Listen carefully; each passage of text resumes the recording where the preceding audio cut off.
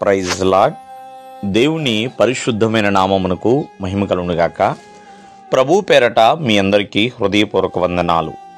ఈ ఉదయకాలము దేవుని వాక్యాన్ని విందాం. కీర్తనలు 32:7.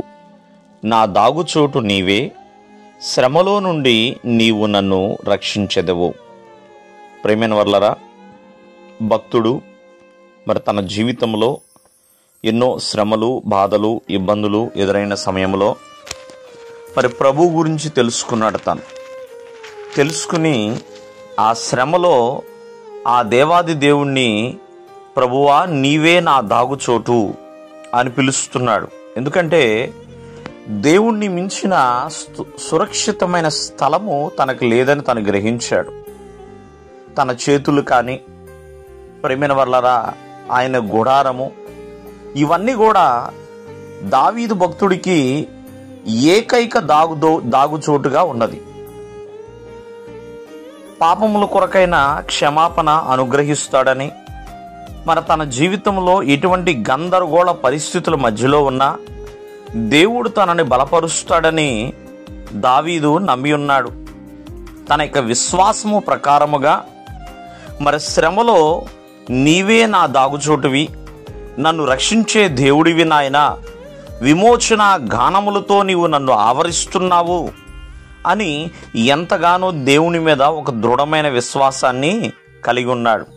నిజమేనండి, మానవ జీవితంలో ఎన్నో శ్రమలు, సమస్యలు వస్తూ ఉంటాయి.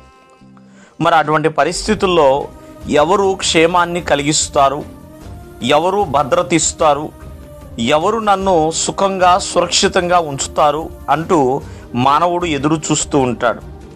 మరి అటువంటి పరిస్థితుల్లో మరి ఆ ప్రభువు ఆశ్రయముగా ఉంటాడు, ఆ ప్రభువు రక్షణ దుర్గముగా ఉంటాడు. కావున ఈ ఉదయకాలం ముందు ఆలోచించండి, ఆ దేవాది దేవుని యొక్క స్థలము సురక్షితమైన స్థలం అండి. అందుకనే భక్తుడు నా దాగుచోటు నీవే అని ప్రార్థన చేస్తున్నాడు.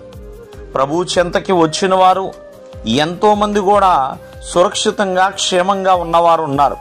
ఎటువంటి శ్రమ అయినా, శోధన అయినా, ఇరుకైనా, ఇబ్బంది అయినా దేవుడు వారిని ఆదరించాడు, బలపరిచాడు, నిత్య క్షేమానికి వారిని నిలవబెట్టాడు. ప్రియమైన వాళ్ళ నిత్య క్షేమంలో వారిని నిలవబెట్టి ఉన్నాడు.